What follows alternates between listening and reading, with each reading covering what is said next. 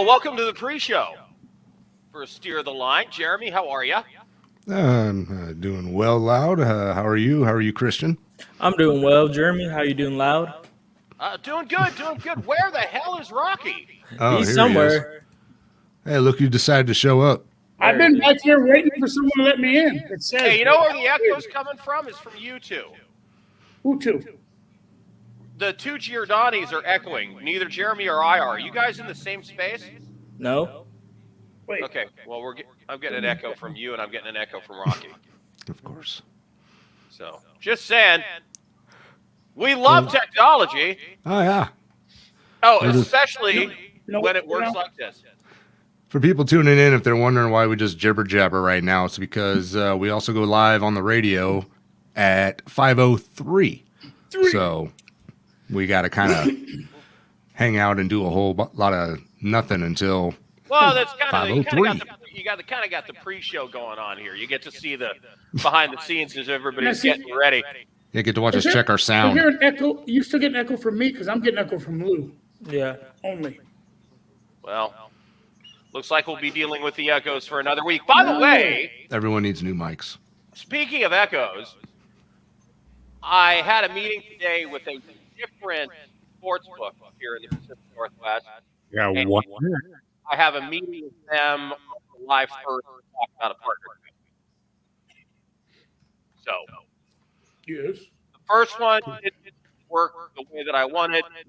The fascinating thing is the radio station partner that I brought into the deal cut me out and went direct to the casino. You know, some people. And by the way, I found that out from the marketing director today when she told me, what show are you talking about? We're doing a live show with so-and-so sports station in the football season on Friday nights. Yeah. Mm-hmm. Loud doesn't like the way they do business. I don't like their business ethic at all. We're going to let Loud Esmond handle the business. All right, here we go. We get paid for looking pretty. All right, guys, here we go. Its management, employees, or affiliates. What's happening, football fans? It is time to steer the line. Touchdown! With your host, Loud Esmond and Jeremy James. For the best takes in NFL and football betting, fantasy football, and the latest news, get ready to steer the line. Right, so it's Loud Esmond here, Jeremy James, and the Giordani duo joins us, Rocky and Christian, here on Steer the Line. Half an hour live here on KMET. Also, you can get it on the YouTube channel on replay. We'll start going live on YouTube next week. Also, excuse me, on the Max Wagers Network as well, and we'll be on there for a half an hour following this show if you want to switch over to the Max Wagers Network on YouTube and catch the rest of this program, the second half hour over there. Jeremy, did I cover it all? Well, you can actually watch the entire hour live right now on the YouTube channel with Max Wagers. Yes, right. So you don't have to just, Right, That's so for you can anybody watch listening all on the Max radio Wagers right now. now. If you want the rest of the show, then, find us on YouTube. Find us on Max Wagers on YouTube. All right, so betting on continues to be an issue because we are just not getting the kind of injury information and player information that we need to be getting. The most glaring example is last week, the quarterback for the Breakers, Kyle Sloter, Kyle Sloter goes out of the game. There's no explanation as to why. No one tells us why on the broadcast channel. He's just, gone. And the backup quarterback is in the game. And then the backup quarterback gets hurt. He goes out of the game. Sloter comes back in. He can barely move. And they never explain, ever, during the entire game, what is going on with either quarterback. And then they go to a sideline reporter who says, oh, by the way, down here on the sidelines, there was a brief moment where people were concerned because if neither of those quarterbacks could play, the backup quarterback is a receiver.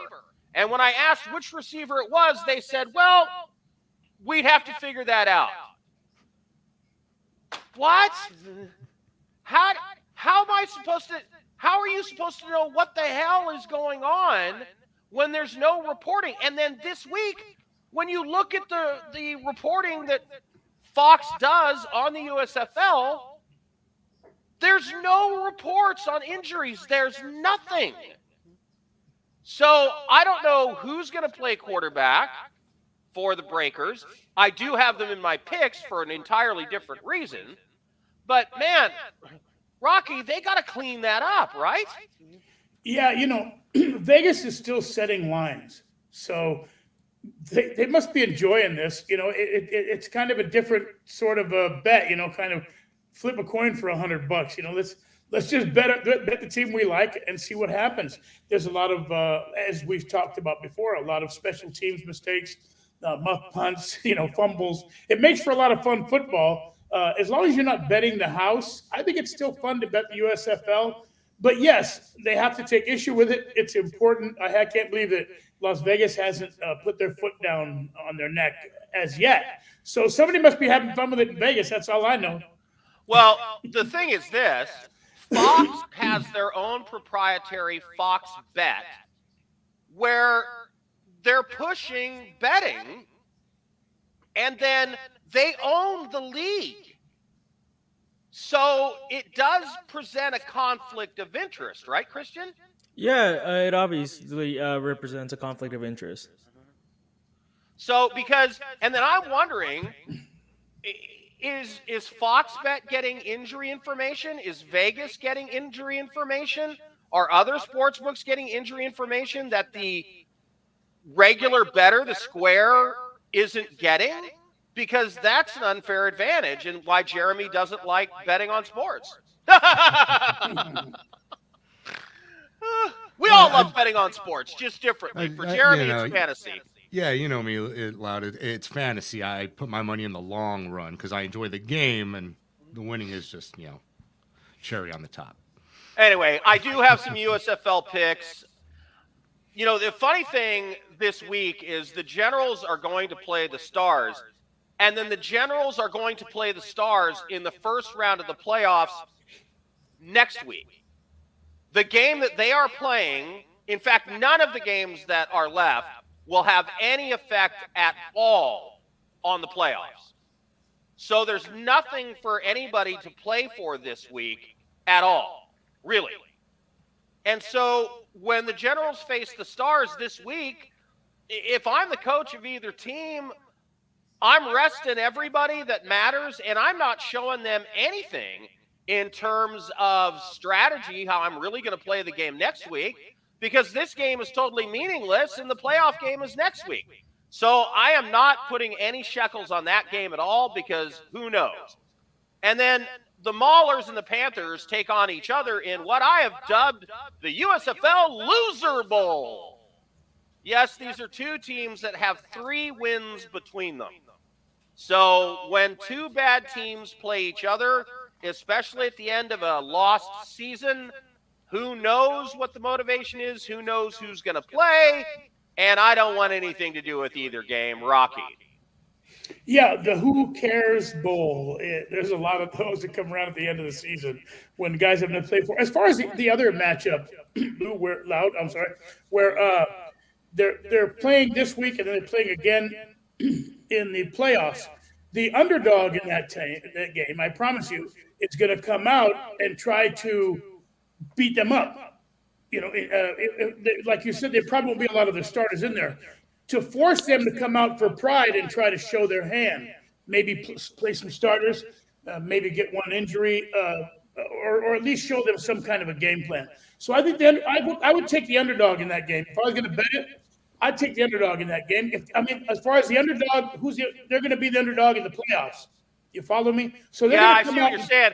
I try to force their hand. Yeah, I just think both teams are just going to say, forget it, and I'm staying away from it because. Give me the 2 teams again, Lou. The 2 teams in that game are the Generals of New Jersey and the Stars of Philadelphia. And the Stars are the underdog. Correct. Stars are going to cover. I'm just going to throw it out there. Birmingham Stallions take on the Tampa Bay Bandits. The Stallions were undefeated and comfortably in the playoffs, and they still are, except they're not undefeated anymore. They lost last week to the lowly Houston Gamblers. Now, I'm actually going to take the chalk team, the Stallions, in this game for the following reason. If they lose again this week, or if they play poorly this week, that's 2 bad games going into the playoffs where they're going to have to take on one of the other best teams in the USFL. And I don't think head coach Skip Holtz wants the team stumbling into the playoffs. I think he's going to play a bunch of his starters. I think they're going to have a tough week of practice. I think they're going to play tough. And the Tampa Bay Bandits aren't very good. The Tampa Bay Bandits have a little talent in quarterback Jordan Ta'amu, but he turns the ball over way too much, and the team's just generally undisciplined. They have the highest turnover ratio in the USFL at minus 13. Minus 13 in 9 games. So they're going to turn the ball over. The Stallions are going to want to win because they're not going to want to stumble into the playoffs. Christian, what do you think? I'm sorry, can you repeat that, Lou? The Stallions, I think, are going to cover the minus 3.5 because they're going to play hard and want to get some momentum going into the playoffs, and they're playing a team that stinks. In fact, is the worst in turnovers in the league at minus 13. Yeah, I completely agree with that. If you're a team going into the playoffs, you definitely want to have a win coming in. And facing a pretty easy team, like you said, someone that you can beat on, will raise the confidence of your guys and hopefully give you a deep playoff push. Yeah, good to have a win, a laugher going into the playoffs. Yeah, exactly. Then in my only other USFL pick this week, USFL, easy for me to say, I'm going to do the exact opposite that I just did in the other game. One team is in the playoffs, one team is not. The Breakers are in the playoffs, the Gamblers aren't. But here's the thing. The Breakers have been winning, and they're dealing with lots of injuries, especially at the quarterback position. At the top of the show, I said, hey, both quarterbacks for the Breakers went out at one point during the game. They're both beat up, especially the starter, Kyle Sloter, who has been beat up all season with multiple injuries. Now he's got a groin, and so that's a problem. The second-string quarterback also went out during that game. Who knows who's going to be playing at quarterback? I just don't think the Breakers are going to really play anybody. They're going to have a very vanilla game plan. They're going to hand the ball off a lot, depend on their defense. Now, the Gamblers have issues on both sides of the ball. They rank dead last in the league in 345 yards per game. They also rank last in giving up 345.9 yards per game. And they also rank last in total offense at 240.1 yards per game. However, I think the Breakers are going to be so conservative and rest so many players that I think the Gamblers cover the plus 3.5 here. And we go to our gambling expert, Jeremy James. It's all about motivation in these, right? Yeah, I think at this point it is all about motivation. You know, you know who's going to the playoffs, you know who's not. So there's things to and not to play for. A lot of these guys, you know, it's going to be an audition to see if anybody can get some late season invites to training camp. You know, so I just, again, your picks here. Stallions to chalk minus 3.5 because I think they want to play well going into the playoffs. And the Breakers, I'm giving the Gamblers the plus 3.5 against them because I think the Breakers are just going to be resting everybody. And then finally for the USFL, the Philly Stars are plus 375 to win the whole thing. They have the worst odds of anybody in the USFL that's going to be in the playoffs. But here's the number I like about them. Plus 9. They have the best turnover ratio in the USFL at plus 9. They get a break in that they're playing the second worst team in the playoffs at plus 300. So all they've got to do is get by a team that is slightly better than them, and they're in the final game. And if they win the turnover ratio in the final game of the season, they got a chance to win the whole thing. And at plus 375, a $50 bet is going to pay you back almost $250. It's the USFL. Who the hell knows what's going to happen in the playoffs? So I'm going to take the highest odds team. Yeah. Yeah, guy gives you 1,000 to 1 on a dollar, or 10,000 to 1 on a dollar that you can jump from the Venice Pier to the Santa Monica Pier. You got to try it. Yeah, you got to take the odds. You're getting that many odds. You got to take it. Am I going to bet the chalk teams in the USFL playoffs at plus 100 and plus 120? No. I'm gonna take a long shot because I think everybody's got a chance to win. Look, the season is almost over. This is time. If you're enjoying watching the league at all, this is time to have fun. Like you said, throw $50 down and take a flyer. You might win $250. Give you something to scream at your television about for sure. Yeah, at least it'll make the playoffs a lot more exciting if you got some shekels on the line. All right. According to a recent article today, the Panthers of Carolina, who have Sam Darnold as their quarterback. Let me repeat that. They have Sam Darnold as their starting quarterback. Sam Darnold, who even the Jets didn't want. Eesh. The Jets called him that damn Darnold. Yeah, that so-and-so. By the way, is there a quarterback that's come up from USC that didn't suck? Well, Carson Palmer didn't. Come on. He didn't suck. He didn't win a Super Bowl or. No, but he didn't suck. Let's put it this way: he's no Joe Montana. Hey, Dan Marino never won a Super Bowl. Okay, he didn't suck. Let's just say he's no Joe Montana for those Notre Dame fans out there. Just throwing that out there. Not that Notre Dame quarterbacks have done jack in the NFL in Brady recent years. Quinn is now an announcer. Oh boy, Brady Quinn has really good hair. Anyway, yeah, right. The Panthers are still doing their due diligence on Baker Mayfield. Christian, do you buy that, according to recent reports? They're still trying to figure it out. That the Panthers of Carolina are still doing their due diligence on Baker Mayfield. I mean, a team's going to have to pick up Baker Mayfield, so who better than Carolina? They don't really have anyone. Like, as you said, Sam Darnold, that damn Darnold.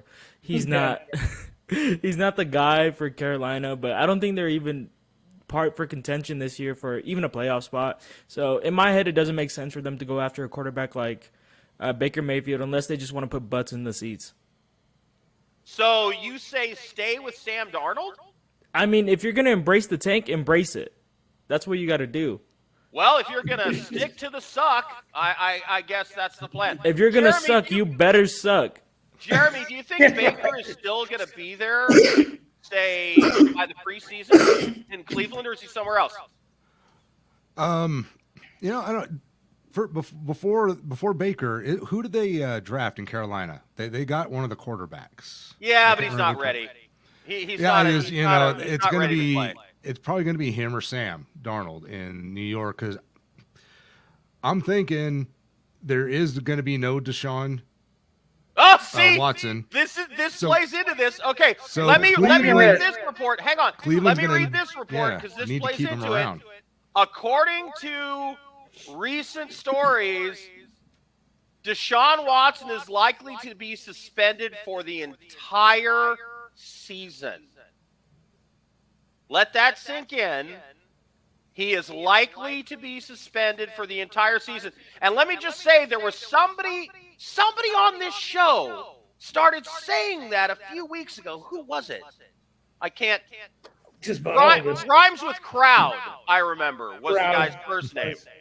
And I think, Christian, you were on that train as well, right? Yeah, I said he wasn't going to see another snap in the NFL ever in his career. And he may not, because the other thing that I read is the Browns are exploring whether or not there's a way to undo the trade with the Texans. Well, they actually just missed out on the deadline where they could have cut him and not paid that majority amount of his money. They would only have to pay him around $60 million. That cutoff was June 12th, I believe. So they are all in now. There's no way they can get rid of that contract. They said they were. Okay, so here's the situation. Deshaun Watson may not see the field at all. Baker Mayfield is still under contract to the Browns, but has made it clear he doesn't want to be there, and they've told him, we don't want you to come even to the building. How does this resolve itself? Who else do they have at quarterback? I think they're going to have to work it out. That's the best move for Baker. No! It honestly is. He's going to have to suck it up and prove that he can be a professional. They're going to want to keep him there because the guy behind him would be the guy that played in Indy for a couple of years, started there. He was a New England Patriot. Yes, Brissett. Brissett is going to be the guy if Baker moves on and Watson isn't on the field. If Baker wants to fix his reputation and his career going into next year, he goes into Cleveland. He becomes a man. He steps in there. He plays quarterback for the season, plays well, hopefully for him. And then when Deshaun Watson gets himself back on the field next year, probably, Baker's more tradable and more teams are going to be willing to work with the guy if he can show that he can step up, be a pro, go to the team that chose him and needs him now. And both they need to work that out. That's the best move for both of those teams with Watson not playing this season. 100%. Yes. Wow. If Baker, okay, you want to talk about one of the weirdest stories ever in the NFL. If Baker Mayfield plays the entire season for the Cleveland Browns, wow. Rocky.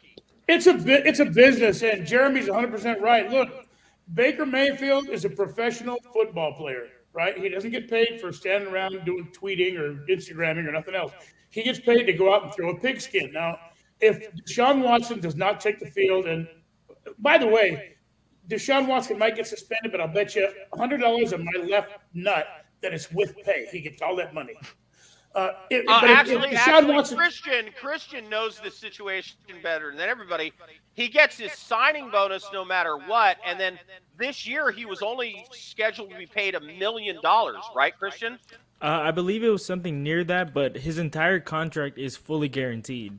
The $230 million. But they purposely only gave him $1 million this year because if he got suspended for 4 or 5 games, then he would only pay, $75,000 a game or whatever, as opposed to if they were paying him $30 million this year, he's paying, it's $1.5 million or $2 million a game. So that they purposely think about that. They designed his contract and his pay schedule so that he could be suspended for the least possible financial damage. Right. The path of least resistance is to suspend him with pay. If they try to suspend him without pay, that takes a while. They need to do that the first week of June. It's already second week of June because they have to suspend him. Then there's a process. A judge has to come. First, the league has to decide to do it. Then a retired judge, Sue Robinson, comes in, and she decides whether it's fair or not. Then the commissioner chimes in. This is a very time-lengthy process. If they didn't do it last week, they'll never get it done before opening day. And that's the whole idea. If they suspend him with pay, it's a 2-step process. The league says it, the commissioner puts his stamp on it, and it's a done deal. This guy's going to get every dime, Lou, and he doesn't deserve it. He's a freaking molester. Wow. Okay, so AM Radio loves the fact that we're using this kind of language right now, but we'll just roll with it. So here's my question for everybody. Let's pretend Baker Mayfield goes to the Carolina Panthers. Let's just pretend. How many more games does Carolina win with him at quarterback as opposed to Sam Darnold, Jeremy? 2 more, 3 more, 4 more, less? Their over-under, by the way, of total wins in Carolina is 5.5 right now with Sam Darnold at quarterback. And they still have McCaffrey, and they've got a decent defense. I think if they land Baker, or even if they landed someone like Garoppolo, Jimmy G. I think it's good for with the team another 3 wins, maybe 4. making them, like an 8-win team, perhaps. They have, like you said, last year at times their defense looked absolutely 100% legit. They had some down games after injuries, but their defense played really well last year for a lot of the season. You talked about McCaffrey. Absolutely. Hopefully, if he's healthy, he's a weapon all the time. And you put somebody like Garoppolo or Baker, who's a little more talented than what they got there right now, and yeah, they could win another 3 games, maybe 4 games there. See, if Baker Mayfield goes to Carolina, I think they're an 8 or 9 win team. Because the angry Baker is the winning Baker. Right, Christian? Yeah, I can see them winning a few extra games. I wouldn't say 3 or 4. I would say 2. See them at like a 7-win team. But if Baker really gets in a stride and McCaffrey goes off in a great season, I can see them being an 8 or 9 win team, yes. Okay, so their line is 5.5 with Sam Darnold. So if they got Baker 2 more games, and you are comfortably over the 5.5. So here's the thing. For betting purposes, you've got to really closely watch what's going on with Baker Mayfield and the Carolina Panthers, because the minute he gets traded to Carolina, if he does, that number's going from 5.5 to 7.5. I may just put a bet on Carolina over because I'm confident they're going to get either Jimmy Garoppolo or Baker Mayfield. Yeah. I don't think they're staying with Sam Darnold, is what I'm saying. I agree with that. McCaffrey is one of the absolutely top 5 running back in the league, without a doubt. A guy who can manage a team like Baker Mayfield, just manage the game. Trent Dilfer could come in and make them an 8-win A team. great I defense, agree. one of the best overall weapons on offense. Over an angry 5.5, Baker Mayfield, easy. I'm over 5.5. So The only problem with Baker Hang on, Mayfield on the team. hang on. Jeremy's got to jump in here. Well, my question would be, so if something happens, Baker stays in Cleveland, and they have no shot at him, do they go after Garoppolo at that point? Are they like desperately getting somebody else in there besides Sam Darnold? Yeah, I don't think I'm saying I'm leaning towards placing an over bet on Carolina early, because I don't think they're going to stand pat with Sam Darnold. I think they have to get a better quarter. This is the coach's last year on his contract. If he doesn't go at least 500, he's fired. He's not going to go into this season with Sam Darnold. I think they're just waiting to see if Garoppolo's going to be healthy, because I think they want Garoppolo more than they want Baker. But they're going to pull the trigger on one of them, don't you think, Jeremy? 1 minute. I think so, yeah. And unless they decide, they don't want to pursue somebody, if they feel confident that in a year or two maybe they're going to go to this rookie quarterback. I don't know if they like this guy much. The coach won't be around to coach that quarterback if they don't win more than. Well, that's kind of what I'm saying. Maybe they want to see what they got. If they don't get Baker and they have to settle on Sam, the rookie may start. If it's I got 1 year, I got to see what I got in this kid. Maybe he wins us some games. If the rookie starts, they're under 5.5. I think they have to go get Baker or Jimmy G. Jeremy, tell everybody how we're transitioning right now, because we're transitioning out of where we are. All right, if you're listening on the radio, thank you for joining us, as we are here every Friday at 5 o'clock on KMET. So join us again every week there. And if you are capable and would like to, follow on over to YouTube. And we are on the, what's it called, Loud? Which network? Max Wagers. Max Wagers. Wagers Network on YouTube. You can also put in Loud Esmond, that's me, and find it that way as well. But Max Wagers Network. All right, so join us there. Thanks, everyone, for tuning in, and we'll see you next week. You want to hear old campaign promises. All right, but now here we are. We continuing on live on Max Wagers on YouTube. And if you're hanging out watching, thank you. If you're joining us just now after the other show. I'm going to recap the USFL picks real quick. The Stallions play the Bandits. The Stallions have been stumbling in the last few games, not doing all that well. They lost last week to the Gamblers. I believe that Skip Holtz, their coach, is going to want them to play well going into the playoffs, and he's going to want to beat up on the poorer team, the Bandits. Therefore, I'm going to take the Stallions minus 3.5. And then the Gamblers play the Breakers. The Breakers have injuries all over the place and are assured a playoff spot. They have both their quarterbacks, first string and second string, ailing, and their third string quarterback would be a wide receiver to be named later. So they're not going to play anybody. They're going to be totally vanilla and just try to get through the game healthy. I like the Gamblers plus the 3.5 because of that. So Stallions minus 3.5 to beat the Bandits. Gamblers plus 3.5 against the Breakers. And the longest shot on the board to win the championship in the USFL right now that is in the playoffs is the Philly Stars at plus 375. Why would you bet on anybody else in the USFL but the longest shot, especially when they have the best turnover ratio at plus 9 in the league? So I have actually put money on that ticket and those two tickets and all of it as a parlay earlier today. And here's the pledge that I make to you sports bettors that follow the show. I will never recommend a bet that I myself am not making. Absolutely, God's honest truth. If I recommend a bet, I have money on it. Because if I don't have the confidence it's going to win, I'm not recommending it. So there we are. Christian, I think that's the best policy, right? Put your money where your mouth is.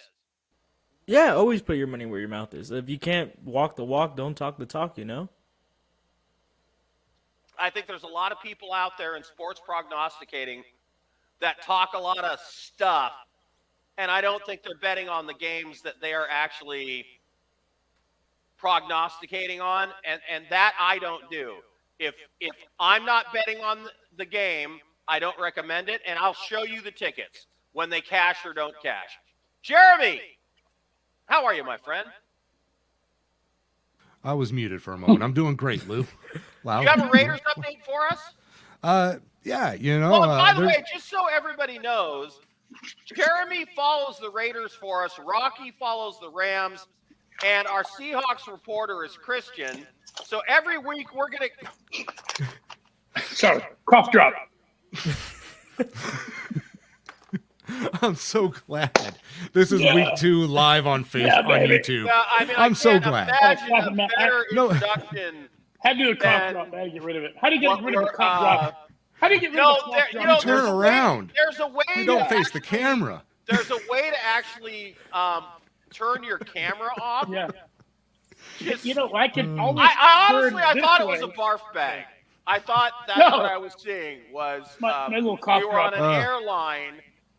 Oh Great. my! Great, Rocky. We had 2 viewers. Now we got 1. You grossed out the other one. The other one just left. Get rid of the cough drop. Okay, Christian. Yes. You will admit you're related to him still. I will not confirm or deny those accusations. Let's do a reset. Welcome back to Steer the Line. Here we are on the Max Wagers Network. Jeremy's going to give us our Raiders update. Jeremy. Man. Yeah. So there's a few little stories, nothing major, coming out of mini camp and all that stuff as we get out of the most of the mini camps heading into training camp in July. But we're looking at a couple of contract situations still with Las Vegas. We know that they're still talking about extending Waller. He's still got 2 years left on his current contract, but that's definitely something they're looking at doing. They have the money to do so right now, but there's also been some rumblings that they may make him wait another season and play under the current contract, even though he's severely underpaid. They're talking about making him wait maybe one more season and getting him extended next year. But the other guy that is kind of a surprise name that it might be looking at a new contract extension of all people, is Denzel Perryman, the linebacker who, for the first time in his career last year, was a Pro Bowler, 102 solo tackles. He played great.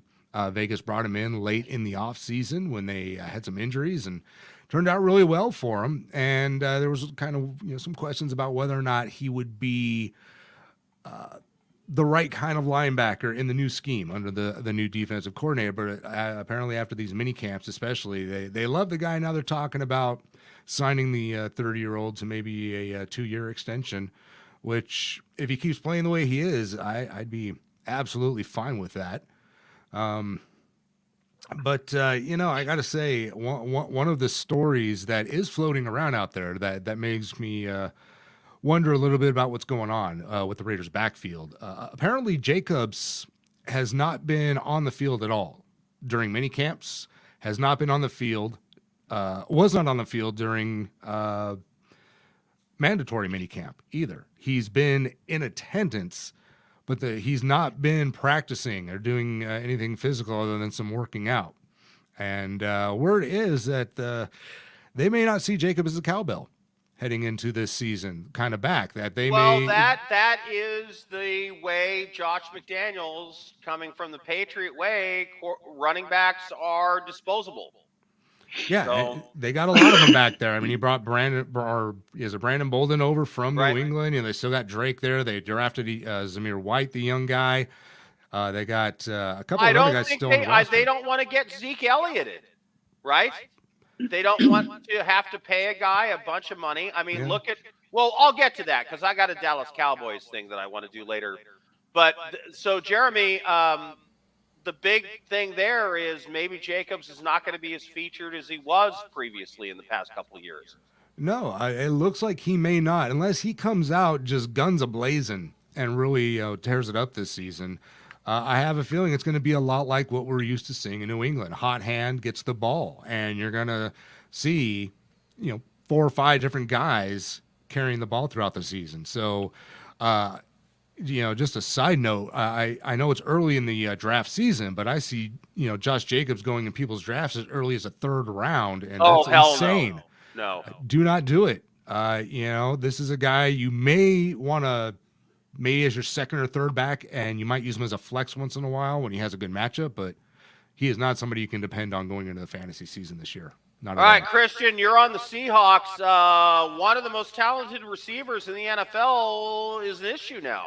Yeah, what a week for the Seahawks, Their star wide receiver, DK Metcalf, missed their mandatory... Hello? I can hear him. All right. Seattle's their star receiver, DK Metcalf, missed his mandatory minicamp. He's sitting out in hopes of a lucrative deal that's been projected to be about 5 years, $130 million. And this would put him at an average annual salary of $26 million. This would make him one of the 5 highest paid receivers annually and the 2nd largest total contract value in the league. Metcalf is currently on the last year of his contract with Seattle. It's averaged to be $4.3 million this year with the cap hit. And this is where Seattle is met at a crossroads. Do they extend him or do they trade him? And before I go in, Loud, Jeremy, Rocky, what do you think they should do with DK? Who you want to go to first, Christian? Loud, who do you think? Okay. I live in Seahawk land. I'm up in the Pacific Northwest.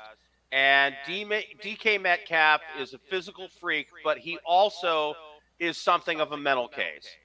If I'm Pete Carroll, if I can get somebody to give me a 1st and a 2nd round pick for DK Metcalf, say Aaron Rodgers and Green Bay, who desperately need a number 1 wide receiver, that's the deal I'm making.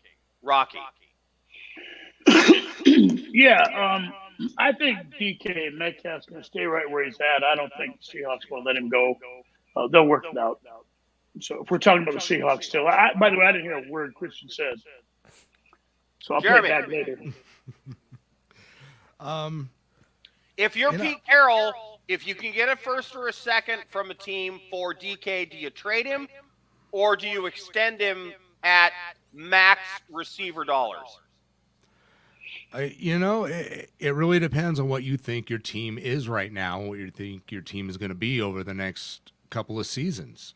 Are these Let's guys just you have? say your quarterback is Drew Lock. That's what I mean. Are they just going to kind of go along this season with Drew Lock and Geno Smith and hope that they do well? Do they bring in Garoppolo or Baker? And that's really going to, make a difference, I think, of what they have in the quarterback room as to whether or not they want to pay a number one receiver. Talent-wise, I keep him around. The guy is an amazing talent. I know you say he's a little bit of a head case, but he's never been in any serious trouble, never brings any bad media or publicity. Yeah, but you know what? If you watch the Seahawks games closely, whenever you can least afford a stupid penalty, he's the guy who commits it. But he's got the kind of talent that warrants keeping him around and paying him a big contract. But like I said, it depends on what you think you have, and if you think you're not going to be competing over the next 2 or 3 seasons, something like a first and the second round pick looks really nice. It's a juicy deal when you need it. Do the Seahawks think Drew Lock is the answer, or do they think they need to bring in either Garoppolo or Baker or a different quarterback? And then that will determine whether or not they keep the star wide receiver, because if you've got nothing at quarterback and you're not going to win anyway, then you might as well build draft capital. So the question is, does Pete Carroll think he can win now, or is he playing to win 3 years from now? I think Pete Carroll is thinking he can win now. I think Seattle extends DK Metcalf. Who is Misty Panther? That's Christian's number one fan. That's my number one fan. She's your number one fan, apparently. Christian, for some reason I can't hear you. You did something to your mic? I didn't do anything. You know what? It's just you. It's just Rocky, you, Rock. because the rest of us can hear. It's just All right, Rocky. Since you can't hear anybody else, let's all listen to you. Give us an update on the Rams. Okay, first of all, I don't think DK Metcalf is going anywhere. I think he's going to play, and I think Drew Lock is going to nut up and play really well with him. I agree. At wide receiver. Okay, Rams. MVP. Rams. Not for MVP, but most improved player, yes. Maybe in the first week of the season, yeah. So let's talk about the Rams. Obviously, the Rams have a very tough schedule. I've hit on some of these things before. Hang on a second. I'm going to go look up Drew Lock's odds to win the MVP. Yes, for the first week of the season, I said. So the obvious question is, can the Rams run it back? Are they going to repeat? I'm sorry, there's too many decimals for Drew Lock to win the MVP for me to figure it out. It's a Dewey Decimal system. Like, I said for the first week of the season, Mars I said, mission. he might be the best quarterback in the first week of the season. You heard it here first. Number one. Anyway. All right, Rocky. Okay. Sorry, my bad. Can the Rams repeat? Okay, Rams have a lot of problems. I get a lot of people hitting me up trying to find out what's going to happen with the Rams. Well, the first most glaring problem that they have was the retirement of Andrew Whitworth. You don't just fill a guy like that. This is the most important position in football. It really is. Your quarterback cannot complete passes if he's on his back. And the left tackle is a guy, the blindside tackle. We all know who that guy is. He keeps from getting hit in the back and getting crippled. He's gone. Now Joe Noteboom is going to take his place. A pretty underrated pass protector. He took 142 pass protection snaps, only allowed 5 pressures, no sacks. So he's a pretty capable guy, but he's no Andrew Whitworth. Now here's the problem. He moved from guard to tackle. Now there's a problem at that left guard position. Well, David Edwards is going to go there. He will be free agency next year. So what they're doing is they're shuffling this line around. The good news is they got Logan Bruce in that 5,000th pick in the 3rd round. He's going to start at right guard. They're going to move him from tackle to guard. He is not going to be easing in at the right tackle spot. They're going to move him to guard and make it a little bit easier for him his first year in NFL. Then eventually when David Edwards is gone next year, he'll move over to the left guard. Eventually Bruce will be the left tackle. But there's another problem besides that. They don't have a backup quarterback. They didn't draft one. If anything happens, if they can't keep Matthew Stafford upright and Cooper Kupp upright, they haven't signed OBJ yet. They have a lot of problems. The Rams have a lot of problems. I still like them. They still have about one of the top 10 or 11 best offensive lines in football. And by the way, 5 of the 6 top offensive lines in the whole NFL are in the NFC. You know, and these are guys. These are guys in the By the way, they're going to be facing J.J. Watt, Zach Allen, Anik Armstead twice a year. You know, go ahead. Sneaky good. The third best offensive line, according to Pro Football Focus, Detroit in Lions. the NFL Your is boys. the Detroit Lions. Yeah, they're good. They're great. So, They got a great offensive line. Yeah, no they joke. added some great pieces on defense. So there's And they're that. going to play smash mouth football, and maybe your boy Jared Goff steps up. They're knee fighters. I hope he does well. As much as you two love the Lions this season, we got to get some Lions fans watching this show because they don't get this kind of love anywhere else. Like you two do. I do. It sounds crazy. And All right. Washington. So let's do some NFL over-under picks here. I've got 3 teams I want to go over. I'm going to start with the Chicago Bears. So the Chicago Bears won 6 games last year. Their over-under this year. Hey, Jeremy, go back to the full picture because I want to see everybody's faces. Okay. Their over-under this year. Consider the Chicago Bears won 6 games last year. Their over-under currently in Vegas is 6.5.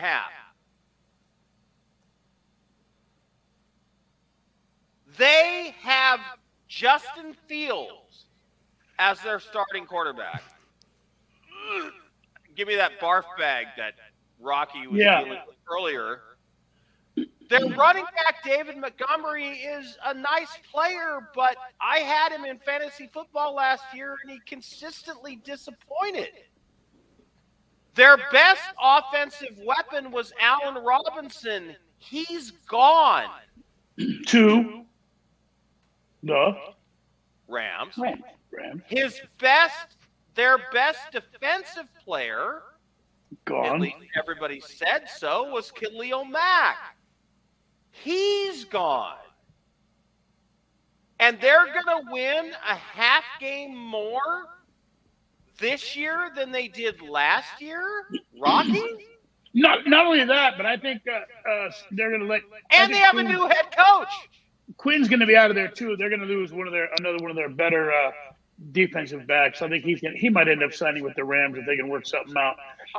Somebody's going to pull the trigger on Quinn pretty quick. If you can get that under on the Bears, get it now because it might drop after Quinn escapes Chicago. All right, quick take, Jeremy. What I just said about the Bears, they won 6 games last year. Are they a half game better after losing Allen Robinson, losing Khalil Mack, and committing to Justin Fields as their starting quarterback? No, not at all. Honestly, I think the Bears are going to be one of the worst teams of this. They're a this dumpster season. fire. I think they're going to be hard to watch. I don't have a lot of faith in Justin Fields at this point. And he's got, other than what's his name, Darnell Mooney, he's got really nobody else to throw to. Montgomery is a solid running back, but he's not great. He's not. You can't rely and put a whole offense around this guy and put it on his shoulders. Fields is going to have to play. Let's big, just say he's no Josh Jacobs. Yeah, I guess so. Couldn't resist. Sorry. No, but yeah, I mean, Fields is going to have to just play out of his mind, even for this team to compete, because he just doesn't have the weapons, and they just don't have the talent on that team right now. I think Fields is just going to get dump trucked this year. He'll be back up somewhere else. Honestly, I'm looking at 3-13 for the Chicago Bears. Let me just run through the schedule. They open with San Francisco and Chicago. I think they lose that on a special teams play or something. Then they go to Green Bay and they get crushed. They get Houston in Chicago. They get a win. Then they go at the New York Giants. They lose. Then they go at Minnesota and they lose. Then they go at Dallas and they lose. Then Miami comes in and they lose. Then they go at Detroit and they lose. They beat Atlanta. They go at New York and they lose. They get Green Bay at home and they lose. And then they go to Philadelphia and they lose. They get Buffalo in Chicago and they lose, and they go at Detroit and they lose, and then they go at Minnesota and they lose. I think they're a 3-13 team at best. Rocky. Yeah, you know they may be tanking. You know, you don't let Khalil Mack go. You know they're letting too many guys get out of there. And look, like I said, I think Robert Quinn's going to be out next. And I think it's obvious. You're right. They're going to dump truck Justin Fields, and he's a perfect quarterback to do it with because he's no good anyway. You know, if you're on to the truth. Yeah, in my opinion. I honestly look at everything they've done and I go, oh, you're building They're draft tanking. capital for the future, Jeremy. They're tanking. Yeah, they're you know, pretty void of talent, and it's hard to compete when you're so void of talent. So it's going to be a long, rough season for them. And you know, I hope that, you know, I know he's not going to do much this season, but I hope Justin Fields becomes something for them. You know, since they invested in the kid, I like when the Bears are a good team, but I just don't see it happening this year. I think Justin Fields will be great using selling used cars wherever his hometown is. I don't know where all this Justin Fields hate's coming from. He's not that bad of a quarterback. He's okay, very Chris good. is coming in. Here we go. I'm not going to say he's an amazing quarterback. I'm not going to say he's going to be a franchise quarterback or anything. But he's not going to be a backup somewhere. I can see him being a starter for a mediocre team, but he's not going to be a Super Bowl winning caliber quarterback. Drew Lock MVP 2022. You heard it here first. Oh, 2 words. words. Random bandwagon. That's great. Butt fumble. Right. Mark All right. Sanchez. So That's a Jeopardy question. Who is Mark here's Sanchez? here's another team that I think is going to massively disappoint, and my good friend Carlos Rodriguez is going to be very upset with me because I see real problems for the Dallas Cowboys. Zeke Elliott weighs about 900 pounds. He may be his own planet at this point, with his own sort of, you know, what is that when the satellites revolve around you? Anyway, just saying Orbit. that. Orbit. He may have his own gravitational orbit. pull. His own gravitational pull. There you go. I know all the fat jokes. Don't worry. Amari Cooper is gone. Now, he wasn't great, but he's gone. They lost their best pass rusher in Randy Gregory to the Denver Broncos. And Micah Parsons is great, but with Randy Gregory gone, now you don't have to worry about anybody else. And oh, by the way, did anybody notice this? In their mini camp this week, all of their starting receivers were on injured reserve. CeeDee Lamb has a hamstring injury. Michael Gallup is recovering from ACL surgery. Washington, the third receiver, has an irritated foot tendon that has kept him from working out for the last 2 months. They have no receivers. They have Zeke Elliott at running back, who now, you know, I might beat in a 4-flat 40. Just kidding. And then, I want to see that. yeah. Yeah, and I'll pay Dak, money to see that. Are you You want me gonna to start have betting on sports, Lou? I'll do that one. So Dak Prescott is going to have to be the whole freaking enchilada. Rocky, can he do that? But there's good news. There's good news? I missed Yeah. that. The Eagles have the best offensive line in football. Who does? The Eagles. They have the best offensive line. That's the What truth. does it have But to do with the Cowboys? but does it matter because 9 and Jalen 8 Hurts is and their under quarterback? 10 and a half. Jalen Hurts will be selling used cars with the quarterback from the Bears next year. So it doesn't matter how bad it looks for the Cowboys. They're going to win. They're going to go over because they're going to win that division easy. Really easy. Yeah. What? Rocky, The Cowboys. We're talking about Dallas Cowboys. I'm going to try to refocus you. Who in that division is going to beat the Can't Dallas be done. Cowboys? Who in their division is going to beat them? Okay, let me just go Eagles, through this. The Giants? Cowboys, wait. The Cowboys' schedule is this. Tampa Bay to open the season on Sunday Night Football at Dallas. Loss. They go to Cincinnati. Loss. They win at the Giants. They win at the Washington Redskins. Then they go to the LA Rams and they lose. Then they go to Philadelphia and they lose. Then they win. Okay. One different. Then they go to Chicago and they win. Green Bay comes to town. No, they go to Green Bay and they lose. They go to Minnesota and they lose. They go to New York and they lose. They go to Indianapolis and they lose. And they beat Houston. They beat Jacksonville. They beat Philadelphia and they lose to Tennessee. And they're 9-8. Their over-under is 10.5. 9-8 still going to win the NFC East. Yeah, exactly. That's how bad that division is. Right. You have losing one. They're going to beat. Let's say they split with Philadelphia and they split. They're not going to split with Philadelphia. Philadelphia's going to beat them twice. No, they're not. No, they're not. They're not. I'm going to tell you what. I'll tell you what. I'll tell you right now. Whatever the under is, the Eagles will not score half of that when they play the Giants, the Cowboys. I promise you. Let me just go through this again. Okay. Cowboys versus Tampa Bay in Dallas. Do they win or lose? Lose.